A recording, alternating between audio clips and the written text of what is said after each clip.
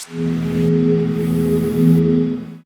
नमस्कार, जय हिंद साथियों। मैं उमा शंकर गुप्ता आप सभी का स्वागत करता हूं आपके अपने YouTube channel Shri Rama academy में। साथियों, आज के इस लेक्चर में हम लोग एमपीपीएससी प्री 2021 जो कि 19 जून को होने वाली है, उसके बारे में कुछ चर्चा करेंगे। कैसे कट ऑफ को क्लियर किया जाए, क्या पढ़ें क्या ना पढ़ें, किन सब्जेक्ट को ज़्यादा वेटेज दिया जाए, कैसे मैनेज करें, इन सभी चीज़ों पर विस्तार से आज हम लोग चर्चा करने वाले हैं। ठीक, एक चीज़ मैं आप लोगों को बता दूं कि यह वीडियो जो है ये कोई प्लानिंग वीडियो नहीं है, ये पूरी तरीके से गाइडेंस वीडियो है। आप इसे अंत तक देखिए और उसके बाद अपने अपने स्ट्रेंथ के अकॉर्डिंग जो आपकी वीकनेस है उस पर आप काम करिए और प्लानिंग करिए और उसके अकॉर्डिंग आप स्टडी करिए। ठीक, तो आइए शुरू करते हैं। साथियों, एमपीपीएससी प्री के सिलेबस के अकॉर्डिंग जो यूनिट्स बांटी गई है वो 10 यूनिट में बांटी गई है। टोटल 10 यूनिट्स हैं। ठीक, और हम ये मान के चल रहे हैं कि सभी यूनिट्स को 10-10 क्वेश्चंस में डिवाइड किया गया है कि हर एक यूनिट से 10 क्वेश्चंस आएंगे, तब जाकर के वो 100 क्वेश्चंस बनेगा। ठीक है, तो 100 मतलब एक क्वेश्चन 2 मार्क्स का आता है, 1 क्वेश्चन 2 मार्क्स का। दैट मीन्स टोटल कितने हो गए? 200 मार्क्स 100 क्वेश्चंस के। ठीक, मैं आपको इस पूरे सिलेबस को 2 पार्ट में डिवाइड कर रहा हूं। कैसे? देखिए, बहुत ही ध्यान से देखिए, क्योंकि इसके बाद आपकी जो स्टडी है वो काफी चेंज होने वाली है। ठीक, मैंने यहां पे 50% प्रश्न मतलब 50 क्वेश्चंस एक साइड रखा और 50% क्वेश्चंस जो हैं, जो पूरा सिलेबस है उसको मैंने एक साइड कर दिया। क्यों किया ऐसा? आप यहां पे देख रहे हैं, यहां पे 3 सब्जेक्ट्स को मैंने डाला है। कौन कौन से? आयोग है, सूचना संचार और मध्य प्रदेश। ये यूनिट नंबर 10, यूनिट नंबर 9 और ये यूनिट नंबर 1, 3 और 5। 5 यूनिट हो गई, परंतु ये सिर्फ 3 सब्जेक्ट हैं। और आप लोग जब से प्रिपरेशन स्टार्ट करते हो एमपी को तो स्टार्टिंग से पढ़ते हो, तो एमपी तो आप लोगों की काफी कवर हो चुकी होगी। मैंने 10th यूनिट और 9th यूनिट को इधर क्यों रखा, इसे भी मैं आपको बताता हूं। यहां पे आपको दिख रहा है, यहां पे लिखा है लेस टाइम। ये मैंने ऐसे सब्जेक्ट्स को इस साइड रखा है जो बहुत ही कम समय में कंप्लीट हो सकती है और उसका मल्टीपल रिवीजन किया जा सकता है। अगर मान लें आयोग से 10 क्वेश्चन आए, सूचना संचार से 10 क्वेश्चन आए और एमपी से, सिर्फ एमपी से 30 क्वेश्चन, तो कितने क्वेश्चन बन रहे हैं? 50 क्वेश्चंस। यही चीज मैं आपको समझाना चाह रहा हूं कि आपको सिलेबस में वेटेज के हिसाब से पढ़ना है, अकॉर्डिंग टू सिलेबस पढ़ना है। प्रीवियस ईयर का जो एमपीपीएससी का नेचर रहा है उसको आपको समझना है। मैं इसीलिए यह वीडियो लेकर के आया हूं। ठीक है, तो आप लोग कैसे अप्रोच करें यूनिट 10 को, यूनिट 9 को और एमपी को, यह भी मैं आपको बताता हूं। ठीक, पहले आप समझो 50 क्वेश्चन यहां पे हो गए और बाकी भारी भारी जितने भी सब्जेक्ट्स हैं उनको एक साइड कर दो और उनको मिला करके 50 क्वेश्चन आएंगे। ये मैं एवरेज लेकर के चल रहा हूं। किसी यूनिट से हो सकता है 8-9 क्वेश्चन आए, किसी यूनिट से 11-12 क्वेश्चन आए, on an average 10-10 question her unit से आएगी। आपको इतनी बात समझ में आ रही है? ठीक है, तो अब यहां पे एमपी को तो आप लोग डेली रिवीजन करो। अब मैं आपको बता रहा हूं कि आपको करना क्या है। ठीक, एमपी को आप डेली लेकर के चलो। एमपी की हिस्ट्री, एमपी की पॉलिटी और एमपी की ज्योग्राफी और एमपी का इकोनॉमिक्स भी अगर आप ऐड कर लो तो। ठीक, तो अगर आप एमपी को डायरेक्टली पढ़ते हो, अभी कुछ लोग बोलेंगे कि सर एमपी मात्र से 35 से 40 क्वेश्चंस आते हैं। बिल्कुल आते हैं, ये मैं आपको बताऊंगा, क्योंकि जब आप करंट अफेयर की चीजें आप लेते हो तो करंट अफेयर के सिलेबस में क्या दिया हुआ है कि मध्य प्रदेश से संबंधित खेल, मध्य प्रदेश से संबंधित जो भी व्यक्तित्व हैं, प्रमुख व्यक्तित्व और जो भी पुरस्कार हैं, वो सारी चीजें अगर पूछी जाएंगी तो करंट अफेयर से भी आपका बोला जा सकेगा कि करंट अफेयर के जोन से आया है और एमपी के भी जोन से आया है। तो आप इतनी बात समझ रहे हो कि सिर्फ एमपी 35 से 40 क्वेश्चंस का वेटेज रखता है। ठीक, तो आप इसे डेली लेके चलोगे। अब यूनिट 10 और यूनिट 9 को कैसे पढ़ें सर, ये बात आती है। मैंने तो बोल दिया कम समय में हो जाएगा। सबसे पहले तो आपके पास सोर्स होगा यूनिट 9 यूनिट 10 आयोग और सूचना एवं संचार प्रौद्योगिकी का। उसे आपको ठीक तरीके से पढ़ना है एंड आपको एक शॉर्ट नोट्स बनाना है। या तो आप चार्ट बनाओ बड़ा सा, छोटे छोटे सेक्शंस बनाओ, सभी आयोग को एक बड़े चार्ट में कंक्लूड करो, जितनी इंपॉर्टेंट पॉइंट्स हो सकते हैं। ऐसा मैं क्यों करा रहा हूं, ऐसा इसलिए करा रहा हूं कि अगर आपके आयोग के जितने भी आयोग हैं, महत्वपूर्ण पॉइंट्स जो भी हैं वो एक जगह कलेक्टेड हो जाएगा तो आप उसे डेली देख सकते हो। 5 मिनट 10 मिनट 15 मिनट डेली देखोगे। उससे ये होगा कि आपको लगभग 40 to 50% चीजें आयोग की बिल्कुल रट जाएंगी, आपको देखते से वो प्रश्न बन जाएगा, है ना। तो अगर इतनी चीजें आप करो कि आप सर आपको चार्ट बनाना जरूरी है, नहीं है चार्ट आप पेजेस में लिख लो, 3-4 पेजेस में बनाओ, ठीक है। और इसी अप्रोच को आपको रखना है यूनिट नंबर 9 के साथ भी। यूनिट नंबर 9 में आपको सबसे पहले कंप्यूटर को अच्छे से पढ़ो। ठीक, मैं आपको सिलेबस दिखा देता हूं यूनिट 9 और यूनिट 10 से। ये देखो, सबसे पहले आपको क्या लेके चलना है, ये यहां पे सिलेबस दिया हो, सूचना एवं संचार प्रौद्योगिकी, internet, social networking sites, e governance, e commerce. आपको क्वेश्चंस जो ज्यादातर पूछे जाते हैं वो कंप्यूटर बेस्ड होते हैं, इंटरनेट बेस्ड होते हैं, किसी भी चीज का फुल फॉर्म पूछा जाएगा। ऐसे क्वेश्चंस बहुत ही बनते हुए आ रहे हैं और आएंगे भी। ठीक, आप इन सभी टॉपिक्स को एक एक करके कंप्लीट करो और शॉर्ट नोट्स बनाना चालू करो। हो सके तो एक पेज में ही कवर करने की कोशिश करो। और यूनिट नंबर 9 और यूनिट नंबर 10 आपका बहुत कम समय में कंप्लीट भी हो जाएगा और कंटिन्यू रिवीजन भी होगा। उसके बाद आपको इससे संबंधित बहुत सारे एमसीक्यूज लगाने हैं, जहां से भी लगाओ, किसी भी बुक से लगाओ, किसी भी वीडियो से लगाओ, ये आपके ऊपर है। आपके 10 क्वेश्चंस यूनिट नंबर 9 से, 10 क्वेश्चंस यूनिट नंबर 10 से, 20 क्वेश्चंस आपके कंप्लीट हो गए। अब रही बात मध्य प्रदेश की, तो मध्य प्रदेश में आपने 3 सेक्शन में डिवाइड किया है, मध्य प्रदेश की हिस्ट्री, मध्य प्रदेश की ज्योग्राफी और मध्य प्रदेश की पॉलिटी। पॉलिटी वाला जो सेक्शन है उसमें त्रिस्तरीय जो पंचायती राज है उसे आप ढंग से पढ़ लो, 2 क्वेश्चन आने ही आने हैं। मतलब आपके पास सिलेबस है, सिलेबस में जो टॉपिक गिवन है उसको डायरेक्टली खत्म करो। 1-1 घंटे लगेंगे, 2-2 घंटे लगेंगे और आपका पूरा सिलेबस धीरे धीरे खत्म होता चला जाएगा। ठीक, तो एमपी को अगर आप कंप्लीट कर लेते हो तो 30 क्वेश्चन, ये आपके 50 क्वेश्चंस, 50% आप मार्क्स लेके आ गए। 100 आपके मार्क्स आ गए 200 में से। ठीक है, वापस देखो। उसके बाद क्या करें सर, ये हमारे पास 3 यूनिट,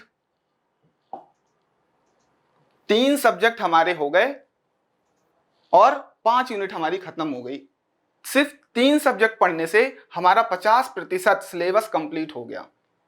अब आते हैं भारी भारी सिलेबस के ऊपर, जो हमारा इतिहास है, भूगोल है। इसे आप लोग अपने अकॉर्डिंग करो, थोड़ा थोड़ा रिवीजन लेते चलो।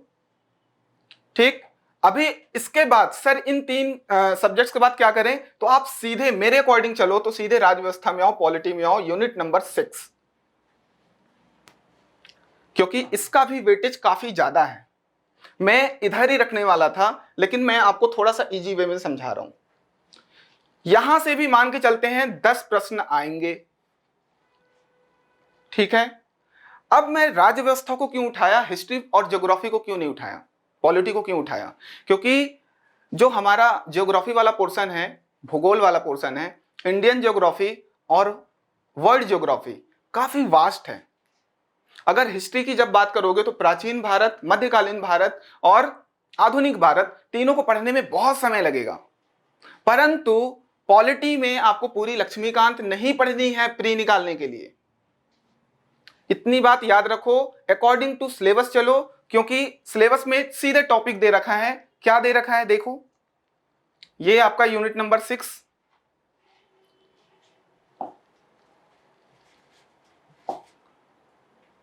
पूरी की पूरी लक्ष्मीकांत नहीं पढ़नी है, सीधे टॉपिक पे आओ। भारत शासन अधिनियम 1919, भारत शासन अधिनियम 1935, कितना टाइम लगेगा? 1-1 घंटे। उसके बाद इनके एमसीक्यूज डायरेक्टली लगाओ, सीधे प्रश्न बनेंगे। संविधान सभा डायरेक्टली पढ़ो, 1-2 घंटे इसमें लगेगा। फिर कार्यपालिका, राष्ट्रपति, संसद, संसद मतलब लोकसभा, राज्यसभा और राष्ट्रपति, राष्ट्रपति अलग से दे रखा है। जो टॉपिक डायरेक्टली दे रखा है सिलेबस में, उसे आपको फटाफट कंप्लीट करना है। ये नहीं कि पूरा पूरा सब्जेक्ट उसको हम लोग 360 से खत्म करने में लगे हैं। टॉपिक को 360 से खत्म करो और उसके एमसीक्यूज बनाओ, बहुत जल्दी सक्सेस मिलेगी, गारंटी देता हूं। फिर मौलिक अधिकार है, कर्तव्य है, नीति निर्देशक तत्व है, ये सारी चीजें आप पढ़ते हैं। जब आप पॉलिटी पढ़ते हो तो पढ़ते ही हो, है ना। भाग 3, भाग 4 और भाग 4 का ए, ये सारी चीजें आपका कंप्लीट होता है। ठीक। फिर संशोधन, इस पे आप बहुत अच्छे से ध्यान दोगे, क्योंकि यहां से एक प्रश्न तो आएगा ही आएगा। कुछ चीजें ऑलरेडी पता होती है कि ये वाले जोन से क्वेश्चन आएगा। गलती जानते हो क्या होती है? सिलेक्शन क्यों रुकता है? हमको वे प्रश्न गलत हो जाते हैं जो हम पढ़ के जाते हैं, जो हमको आता है वो हम गलत करके आ जाते हैं, इसलिए सिलेक्शन रुकता है। अगर आप 60-70% सिलेबस कंप्लीट करके गए हो और आपके क्वेश्चन सही सही सॉल्व हो गए हैं, तो कोई भी आपका सिलेक्शन नहीं रोक सकता है। क्यों? क्योंकि एमपीपीएससी की खासियत है कि कोई नेगेटिव मार्किंग नहीं है, और नेगेटिव मार्किंग नहीं है मतलब तुक्के भी लगाए जाते हैं। कुछ आपका कॉमन सेंस भी बोलेगा, क्योंकि आपने इतनी तैयारी कर रखी है, और कुछ तुक्के भी लगेंगे। तो आपका 75 क्वेश्चन बहुत आराम से आपका कट ऑफ क्लियर होगा। अभी हमने 50% कर लिया, 50 क्वेश्चन सॉल्व कर लिया। फिर उसके बाद हमने राज्य व्यवस्था की बात की है कि आप इन टॉपिक पे डायरेक्टली अटैक करो, क्वेश्चंस बनाओ। मैंने 1919 और 1935 का अधिनियम पढ़ा दिया है। जो बच्चे देखना चाहें उसे देख सकते हैं, बहुत कम समय में आपका कंप्लीट हो जाएगा और 360 से कंप्लीट हो जाएगा। आपको कहीं और से देखने की जरूरत नहीं पड़ेगी।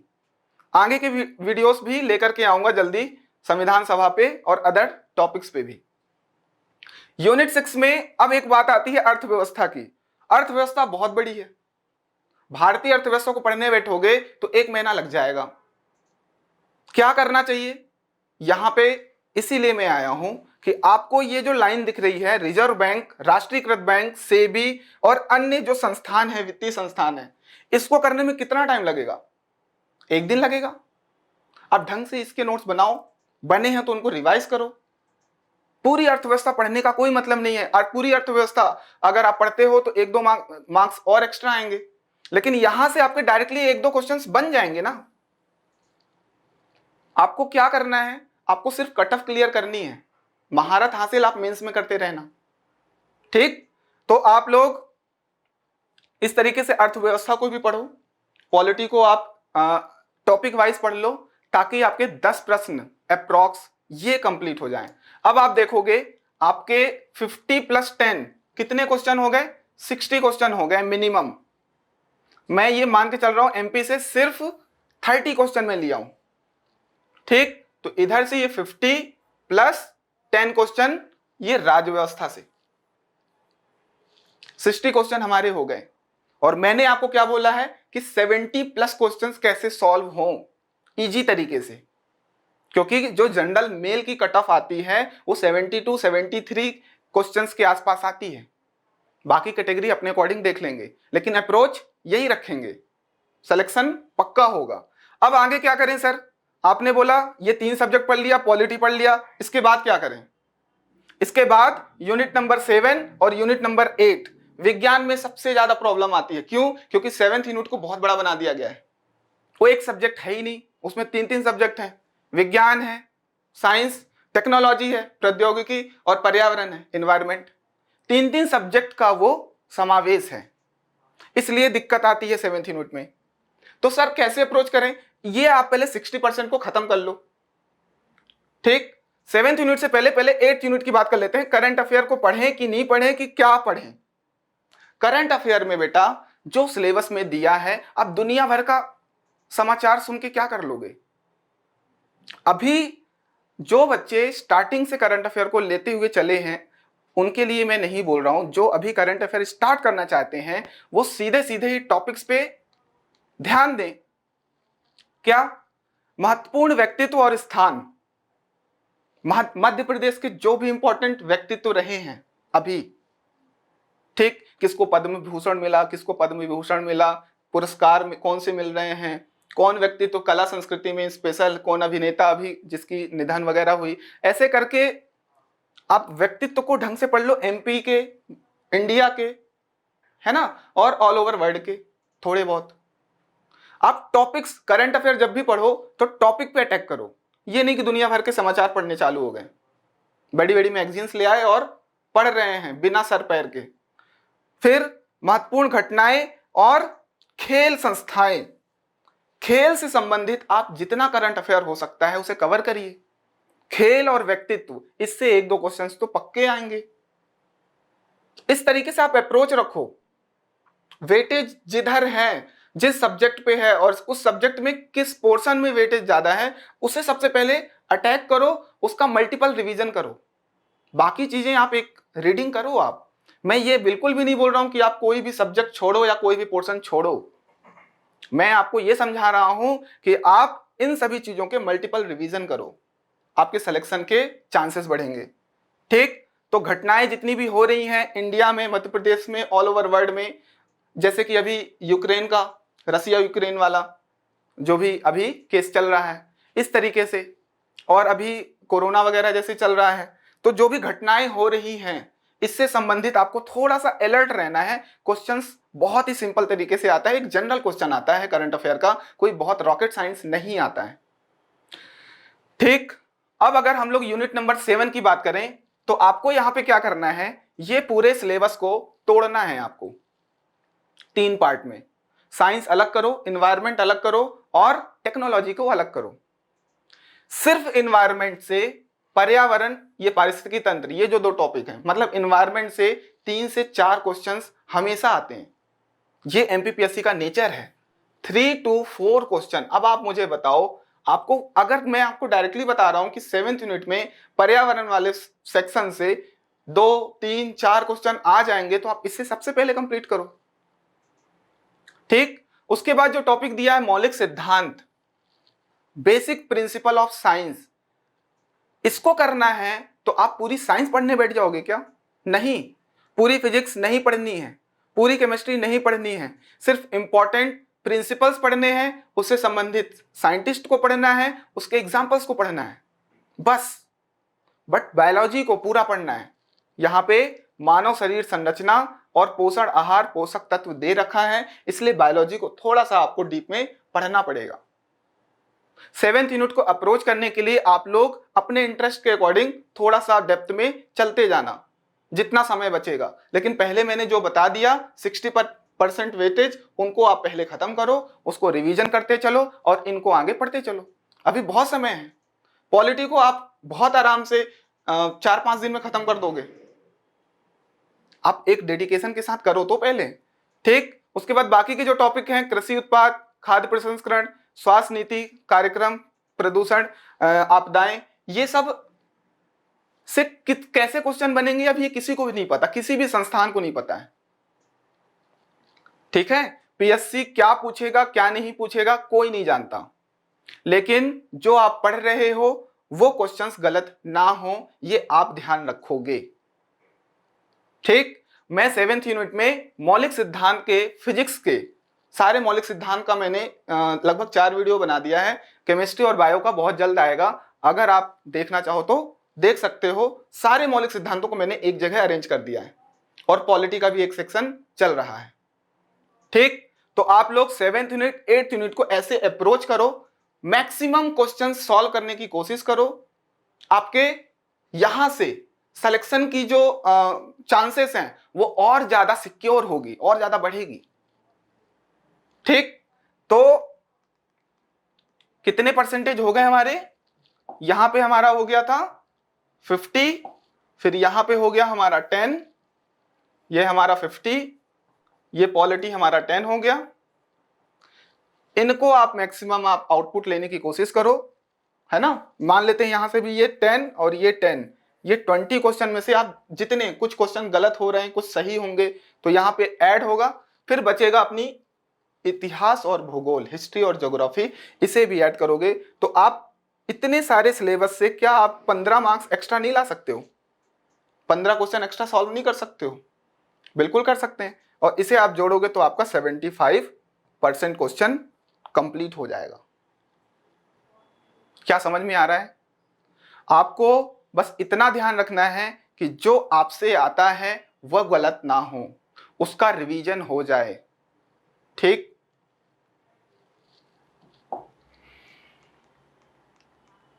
तो नेल्सन मंडेला की एक लाइन है, इसे बोलते हुए मैं सेशन को समाप्त करूंगा कि education is the most powerful weapon in the world.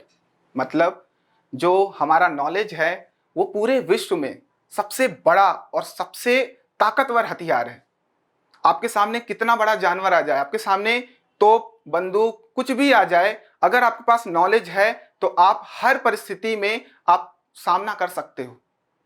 मतलब बेस्ट वेपन है, हथियार है हमारा knowledge, education, which you can use to change the world. आप इसे यूज करके पूरे के पूरे विश्व को बदल सकते हो।